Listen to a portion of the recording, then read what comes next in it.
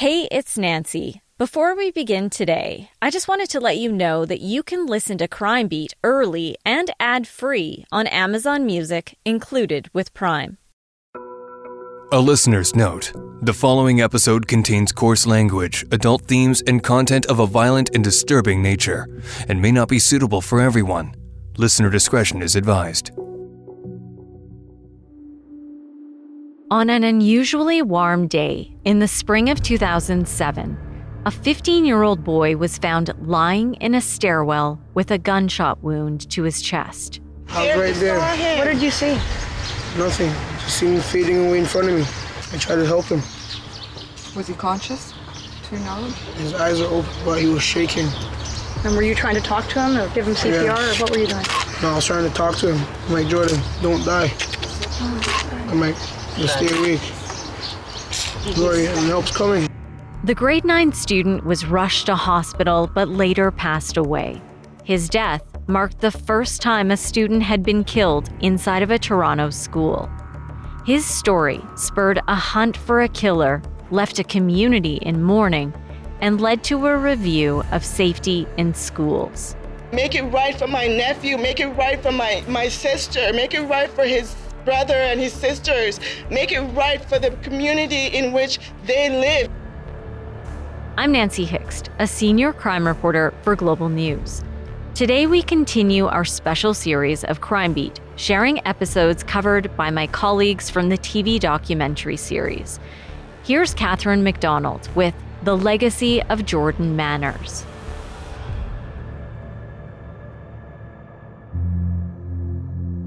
Jordan was 15 years old and in grade 9. He was in his first year at Jefferys Collegiate Institute in the Keele and Finch area of Toronto, Ontario.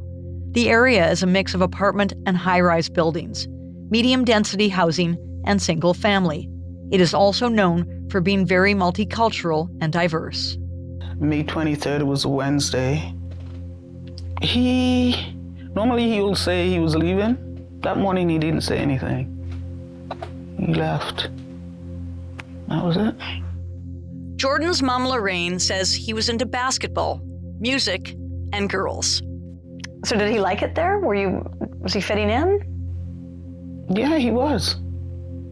Yeah, he was. He was fitting in. Because I visited the school just to make sure that everything was okay. And from what they told me, he was okay. So I wasn't worried about anything. So the reputation of Jefferys was that it was a really good school. School, yeah. And a safe school. Yeah. And versus other schools in the neighborhood that maybe weren't as good. Yeah. So you picked that school for those reasons. Yeah. And I kind of blame myself for sending him there. Maybe if I hadn't sent him there, he might have still been alive. That Wednesday morning, Jordan headed off to school as usual. Lorraine Small had no way of knowing it would be the last time she would see her son. Jordan was discovered lying in a school stairwell. I was putting in an air conditioner in the house with my son and my nephew when we got the call. Do you remember what they said to you? The young lady said, Lorraine, Jordan got shot. And I said, what? She goes, Jordan got shot. Members of the emergency task force surround C.W. Jefferys High School. Officers are on high alert. They've been told there could be a gunman still roaming around inside. Dozens of police officers surround C.W. Jefferys. 600 students are locked down. I have officers on every floor and in every room. Word begins to spread through the neighborhood that a student has been shot. They're in the library. They're in the other side of the school. I was thinking that it could be my son. I'm very worried. I need to see my son. Lorraine is living a parent's nightmare. Nobody knew what hospital he was at. They just took me to the Finch Hospital and just left me there, the principal, and I had to flag down. It was one of the nurses, they found out where he was at, and then I had to flag down the police from 31 Division to take me up to the school. Lorraine was taken back to the school where fear and stress overwhelmed her. She was hyperventilating, close to passing out, so I just wanted to help keep her together until she got to the hospital. From the school, they took me down to Sunnybrook. And we waited and we waited. Didn't get to see him. Didn't identify him. What was that? You never went in that day? No, we sat in a boardroom waiting for I don't know what. Until finally the horrible news. Jordan has died. The first student shot and killed inside a Toronto school. The killer, or killers, have fled. The school lockdown is over, but rumors are now swirling, and students are scared. I think they were shouting at each other. Some students will only talk if we promise to hide their identities. A fight began. People started fighting. Then over the fireworks, they went inside the school, and yeah, someone got shot. The people who do know are keeping their mouths shut for their own safety. They don't want to tell people, and then for that reason, they're going to get shot. There are conflicting stories, but a scenario of what happened is beginning to emerge. Students report hearing the sound of firecrackers go off outside their classroom window. They say they looked out the window and saw a student collapse on the schoolyard and then stumble through the main doors. They say they were told that same student dropped down behind a doorway at the bottom of the stairs, near the school pool, on the school's main floor. But why Jordan? Was he targeted? Did he know his killer? I know he was always happy and he always was joyful and he wasn't rude, he wasn't anything. Were you worried about the group? No, I wasn't worried about nothing with Jordan. Jordan's older brother, Calvin, tells me he had always tried to guide his little brother in the right direction. They'll get yourself in trouble with the law. So for him to be the victim of a shooting? It's harsh. The next day, I meet Jordan's mother, Lorraine. She's numb and unable to understand why anyone would kill her youngest child. Jordan was everything that I lived for. Jordan, I love all of my kids, but Jordan had something. Jordan had something. He was a great kid. He was great. You know, if he was a bad child, I'd tell you that, but he wasn't. He was a great kid. He was sweet, cute. Everybody loved Jordan. Jordan was Jordan. He was everybody's child. At any one time, someone would pick him up and they would take him away and they were with him. He was not needed for anything or wanted for anything. It was good. Jordan's grade school teacher agrees. Was a good student. You know, I mean, he was like any other teenager that's gonna at times push the boundaries, but just love the kid. The kid was witty, the kid was bright.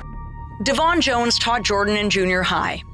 He remembers how invested Lorraine was in her son's education. She was a phone call away.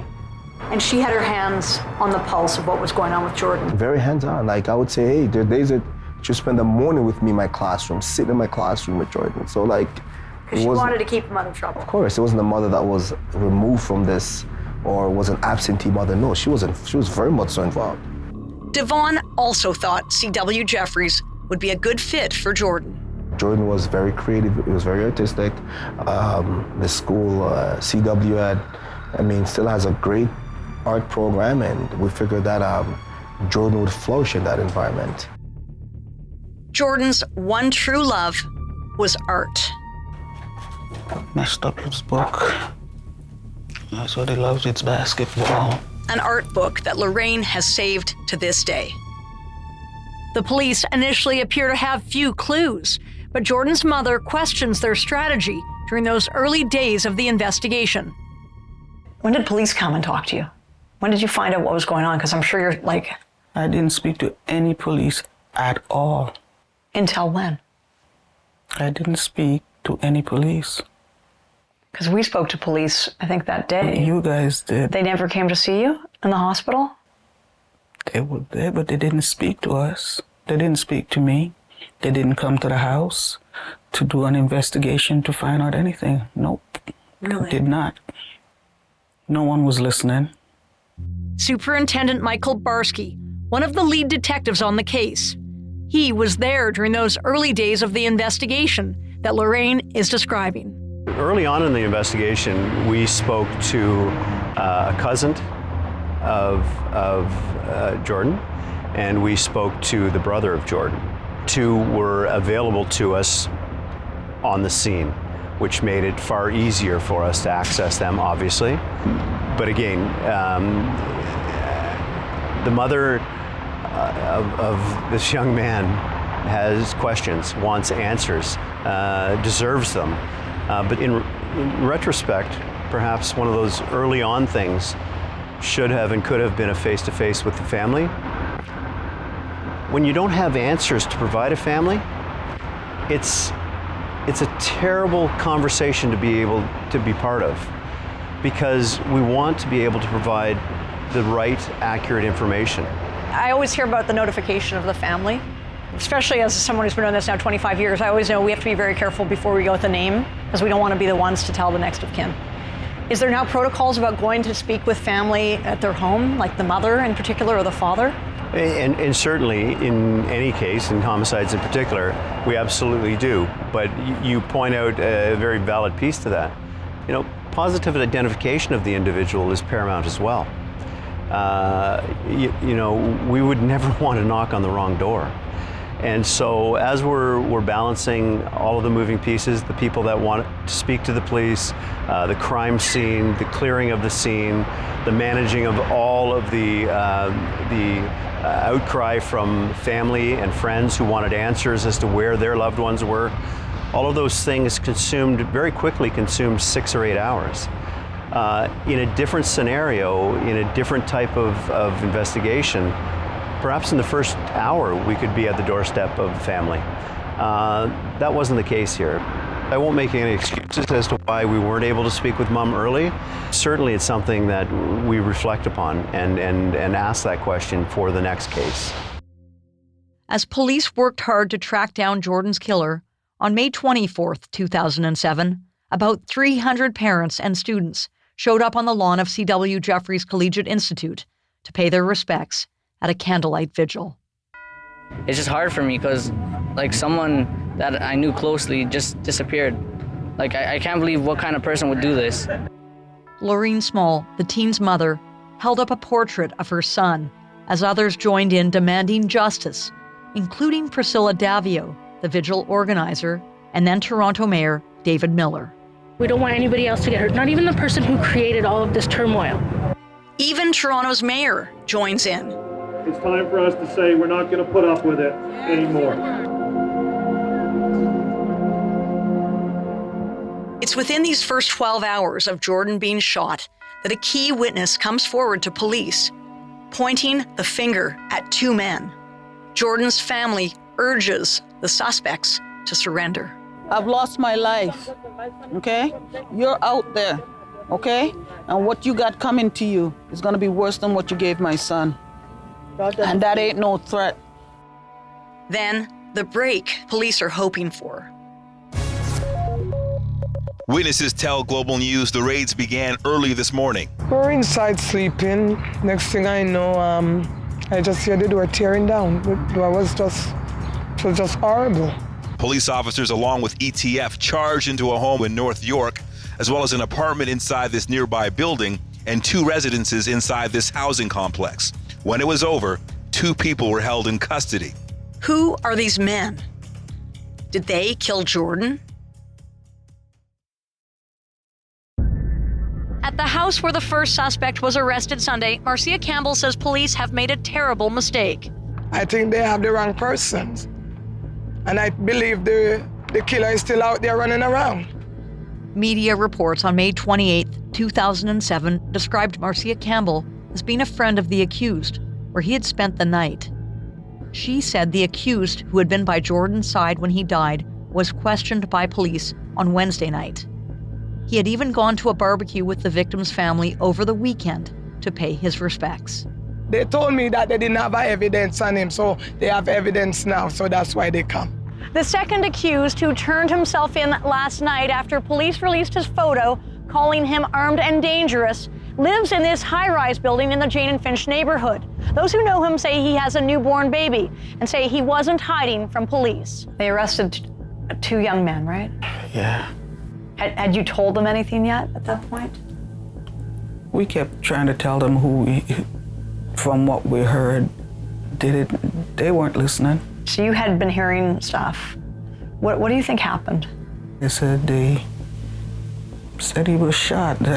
People tell me that he was in the gym playing basketball, and they called him from the gym to come to the bathroom, and he went, and that's when whatever happened. So these 2 young men were arrested, and from the beginning you didn't feel they were the right people? No. It had been 5 days since Jordan's death.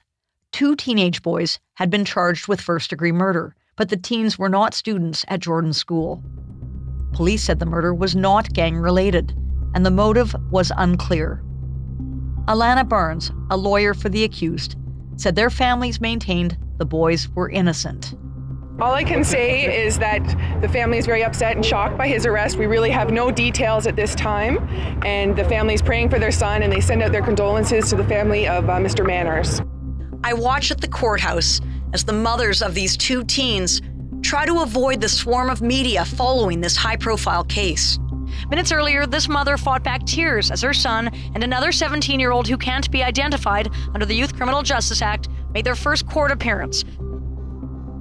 Finally, the police are talking.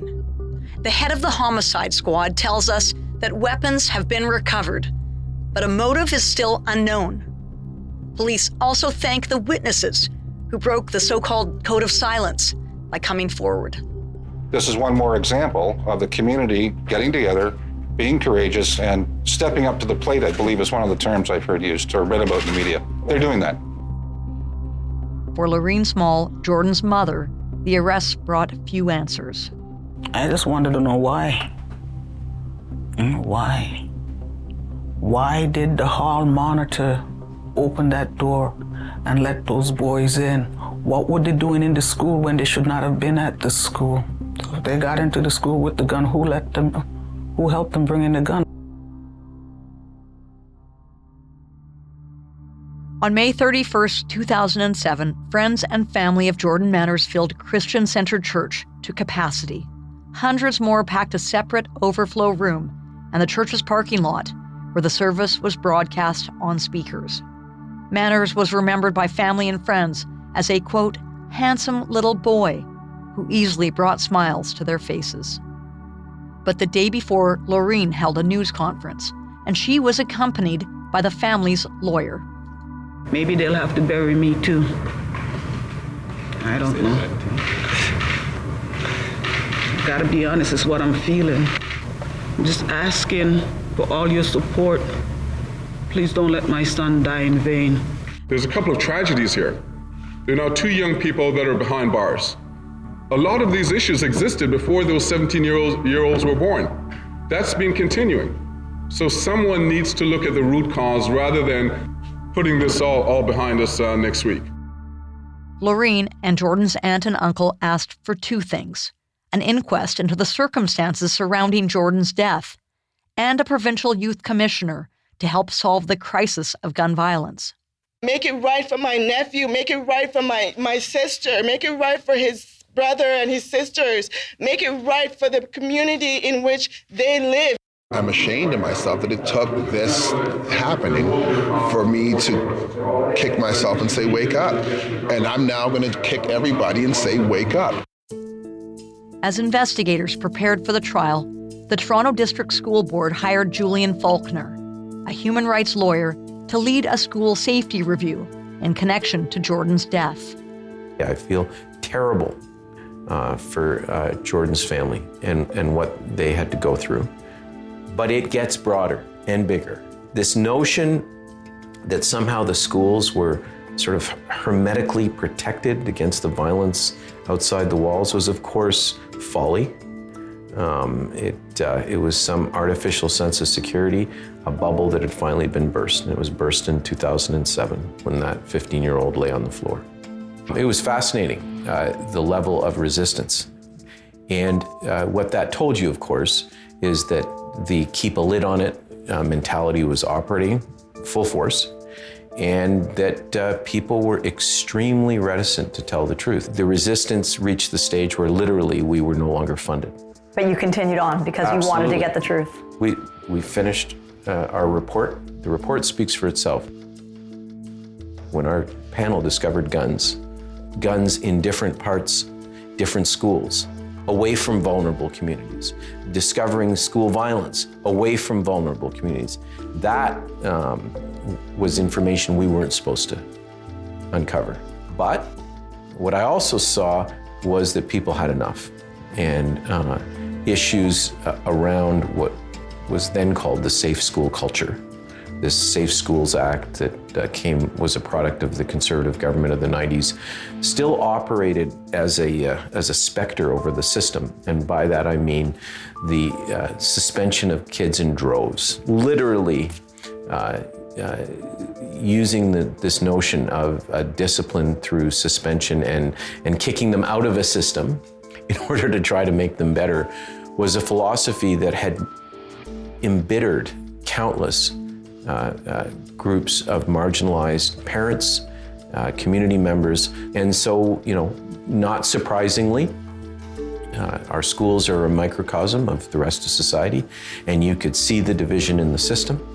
You could see the haves and the have-nots. We literally walked into a school where we discovered that a sexual assault of a young, racialized youth had taken place, a serious sexual assault, and it had been covered up by school officials. So that you had this two solitudes.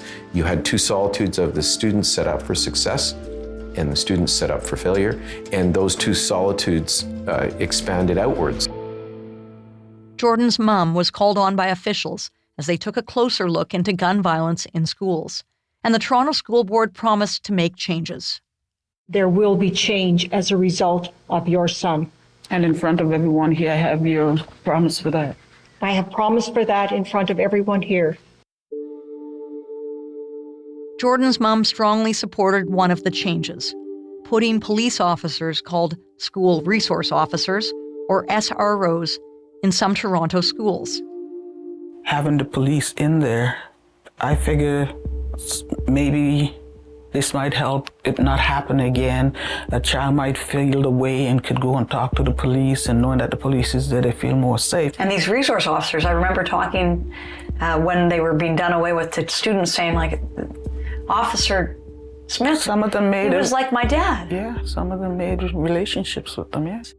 This action was not recommended by Faulkner's report, which was released on January 10th, 2008. The advisory panel's 1,000-page report cost $800,000 and made 126 other recommendations. There are different trust levels in police. For some, a police officer in the hallways, it enhances a feeling of safety and well-being. And if the officer does good work, like, you don't have to have an officer walking around with weapons to do this properly, right? The officer can be doing good work and be part of a healthy environment in school. The opposite can also be true based on which communities we're talking about their policing. Parents in vulnerable communities who see police officers and recognize that officer is the one that was in an altercation with their son. So we specifically did not make a recommendation that they be in the schools. We said in our interim report, this is an issue that we're flagging. Resource officers were controversial from the start. They were assigned to certain schools that tended to be in poorer neighborhoods with more racialized students. So what did you think when the whole Black Lives Matter got involved and said, this is, you're profiling here, and in the end they got done away with? And I can tell you, Lorraine Small's not happy about it because she felt that was the legacy of her son. There is no way I can soften the blow for her. There's no words I could use given what she's been through and the loss she's faced. I do not believe that Black Lives Matter determined this issue. I believe the inability of the police, along with school administrators, to adjust to circumstances set this up for failure. You can't just drop uniformed police officers in schools and say, go. Do you see anything being done differently now? Do you think schools are safer now? I think people are more able to engage over the issues. They're more able to talk about the issues. And I feel proud that we identified the issues. I know that's a weaselly answer, but the idea that, quote, schools are safer now, that's just pie in the sky. I can't even answer that with a straight face. What is clear is that I think we form part of a very important conversation. And I know that we're still part of that conversation because, to my dismay, I still get calls. I think that's a bit sad. Somebody should have taken the work to another level, and we should have been rendered obsolete quite a long time ago. By September 2008, armed officers began patrolling 27 schools. The plan was a partnership between Toronto Police and the Catholic and public school boards. However, C.W. Jefferys was not among the schools first included. Here's Devon Jones, who taught Jordan in junior high. I have no issues with police being in certain schools, but I'll say, however, that cannot be the panacea. That cannot be the solution, right? The school that I'm standing in today, we have a guidance counselor in this building half day a week. Think about that for a second. How about additional people, additional resources? Post-Jordan, there's been a couple hundred homicides of school-age kids. So there's something fundamentally wrong in particular communities. No child is born to shoot guns. I mean, we can say, let's get handguns off the streets. I mean, that's a complete misnomer. It's nonsense.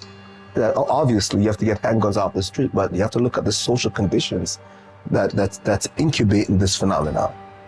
You know, it's more complex. It's more dynamic. It's tough. It's tough. But it's an impending crisis. On February 3rd, 2010, the trial began for the two accused teens, now men, whose identities were protected by youth laws. JW and CD were charged with first-degree murder and pleaded not guilty. One witness says she saw JW drag Jordan down the stairs like a rag doll before robbing him and leaving him to die. And the gym teacher testifies he saw one of the men standing over Jordan, watching as the teen died. But defense lawyers counter with their own version of events, a much different story.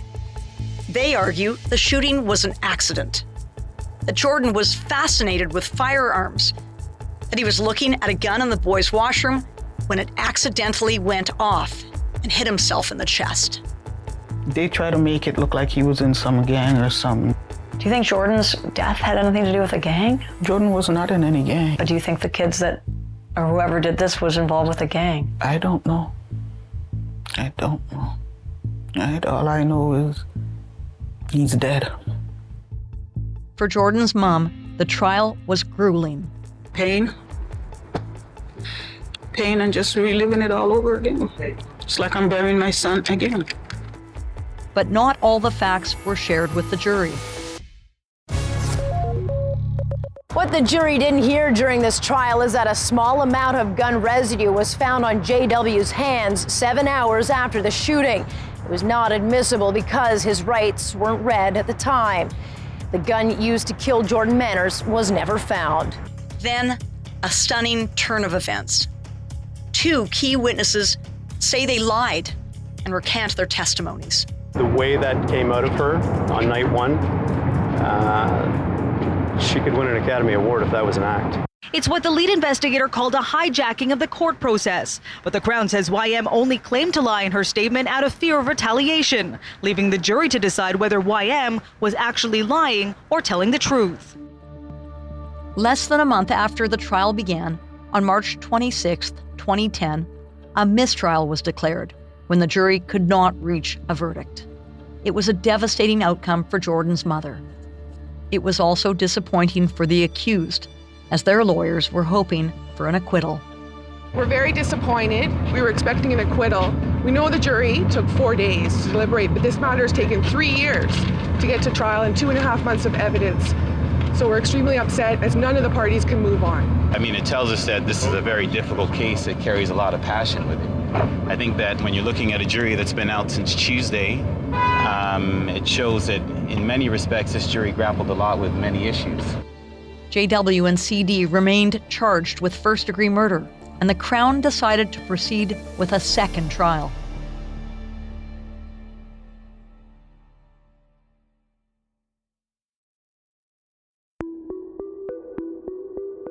On March 21st, 2011, almost 4 years after Jordan Manners was killed, the second trial began, and Laureen was forced to do it all over again. Get your cameras out of my bloody face! Whoever did it, they know God looking at them, and God would judge them when the time is right. During the trial, the prosecution argued that Jordan was walking with the two accused when a gun was drawn, pointed to his chest, and fired. The gun was never found. All we know is that Jordan died from a single gunshot wound to the chest. The prosecution alleged the motive was robbery of a gold chain, a cell phone, and a wallet. Crown attorneys had witnesses place both of the accused in the school at the time of the shooting. On May 18th, 2011, the jury began deliberations, and a day later, they found the two men accused of fatally shooting 15-year-old Jordan Manners not guilty of first-degree murder. We respect the verdict of the jury, and our hearts go out to the Manners family, in particular, Jordan's mother. JW and CD were free men. To this day, Jordan's killer or killers remain at large. To this day, Jordan's shooting remains a mystery, and his mother is no closer to justice. 2 trials later and still the same results?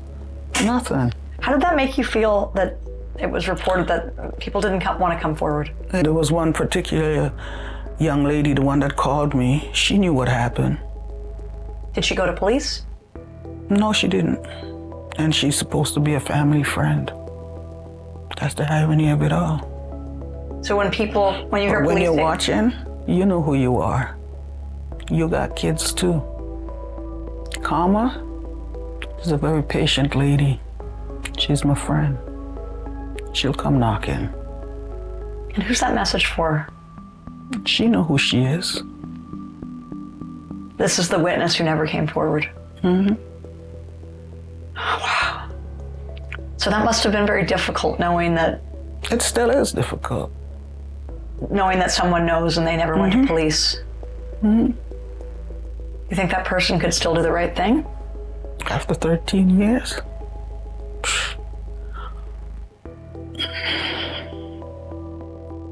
Jordan's mother has since moved away from the creek and the area around Toronto's Pioneer Village, but the daily reminders are still tough. She often returns to visit the memorial created to honor her son. We were right at the creek at Pioneer Village. This is the paper that they use in Pioneer Village days. So there used to be a lot of garter snake coming into the yards and into my neighbor's house and stuff like that. And he was the one that they called to pick up the snakes. He loved the creek. Loved being in the creek, exploring. He loved it.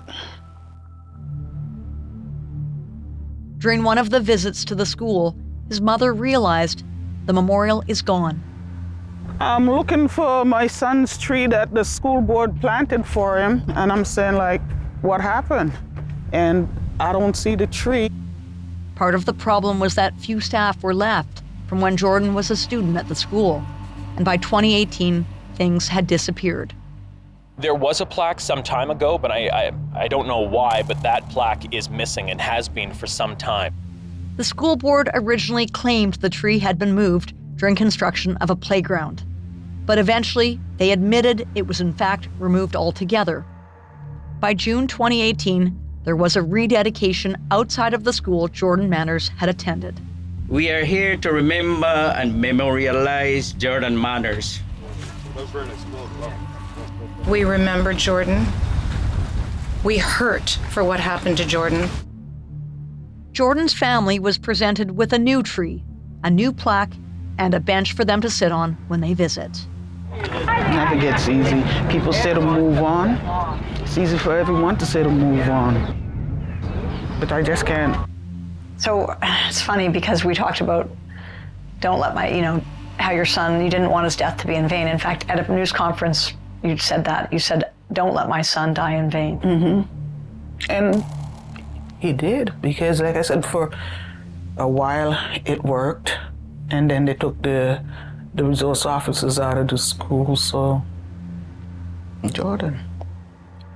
So it's painful that you worked so hard to get these in, to do something, to bring change, and then in the end it all went away. So how do you cope with that, knowing that this justice has never been served? Here we are 13 years later. The grace of God. He's the one that's been keeping me going. There's a lot of sleepless nights. There's a lot of crying. There's a lot of flashbacks, memories. There are people out there in these so-called groups that says, oh, we'll be there for you, we'll check in on you, and none of that happened. None of that happened. So, at the time it was good for everybody, for the cameras to see for them to say this and say that. Who's been here? Who's been here? Catherine. If I called you, you call me. How could I not be there for you? You're a lovely woman who I met in the worst possible way. Yeah. And I now am a mother myself. And even at the time without children, I felt your pain. Thank you. And you're the kind of mother I want to be. A loving, supportive mother who has raised a great family. I thought I did. Look at your kids. Yeah, pain sometimes, but I love them. How do you remember Jordan today? How do I remember him today? What would he be like? How many kids he might have had? Would he still be at home? Or would he be with his sister? I just miss him. Yes. Those nights when you need somebody just to say that one thing, and he was that. Say that one thing and change me. He really got you, right? He really got his mom. Yeah, he did. Still do. How do you feel close to him now? To remember him? Do you ever talk to him? I know you said you go to All the grave. the time I do. Tell me what you do. All the time I do. I just talk to him and just let him know that I miss him and I love him, and certain noise sometimes we hear and just says, okay, Jordan, we know you're here. You feel him around you? Yeah. He's not here in body, but he's in spirit.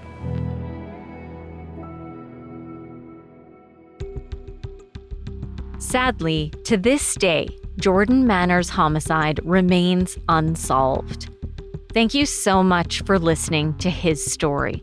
Crime Beat is hosted by me, Nancy Hixt.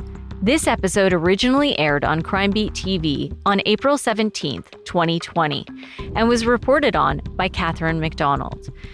For photos and other information on this story, please head to globalnews.ca or check out the Crime Beat TV YouTube channel and hit subscribe. I'll add a link in the show notes. This episode was adapted to podcast by our senior producer, Dila Velasquez. Audio and sound design by Rob Johnston. Thanks again for listening. Please join me next time on Crime Beat.